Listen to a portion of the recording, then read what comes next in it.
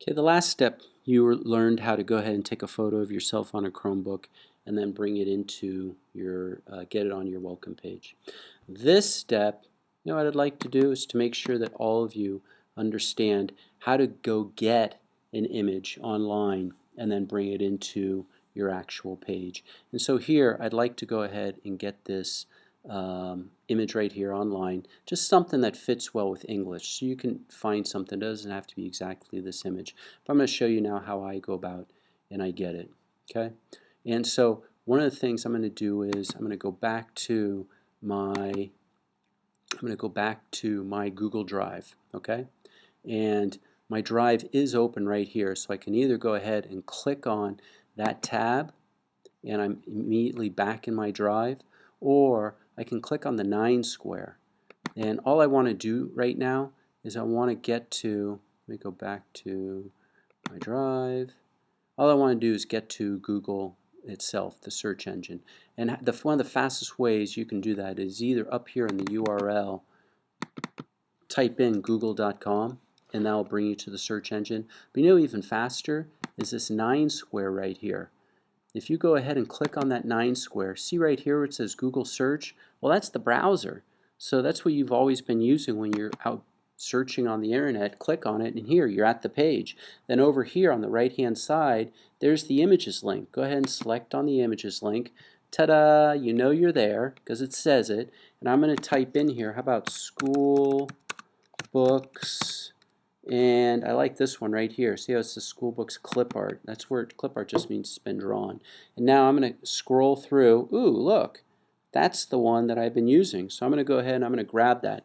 Only thing I'm looking at is that's a huge image. That's a massive image. But the good thing about Google is when you insert these onto the page, it allows you to make them small, medium, or large. So the actual size when bringing it into a Google site or a Drive app is that it doesn't matter. It's going to reduce it for you. So I'm going to go ahead. I want to show you how I go about saving this.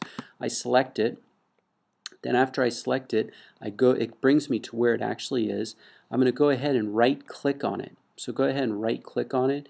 And for you, if you don't have the right-click, then go ahead and do either Control-click or Alt-click. But it should bring down the actual control menu. And you know what I'm going to do is I need to scroll down a little bit because I need you to see there. See where it says when you're looking at yours, your thing is either going to say on Chromebook either download image or save image as. You don't want to be dealing with linked files, okay, or copies of links or copies. You want to go ahead and deal with save image as or download image as.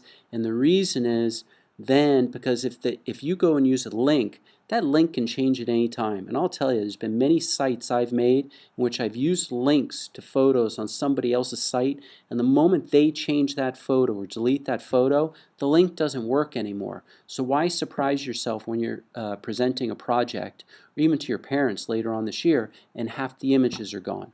But if you download the image and then bring it up for yourself, not only is it easier, but you're guaranteed that image will be there as long as you want the image to be there. So I'm going to go ahead and I'm going to download the image. With you, it would be save image.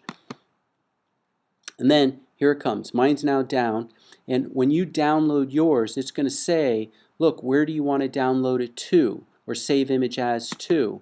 And for you, you're going to say, either to the Google Drive or to the downloads. And I've been going to Google Drive. I've never had a problem. A lot of students I know go to the downloads. They've never had a problem. Because when you go to insert, it'll say it right there on your screen, as we saw when you were doing inserting the photo of yourself. So right now, we've gone ahead, we've gotten it, we've saved it to the Google Drive or to the download folder, and that's it. As of now, you've had a huge success. Let's move on to the next step, and we'll show you how to go ahead and bring it in, import it, text wrap it, and resize it on the page. That's the next step.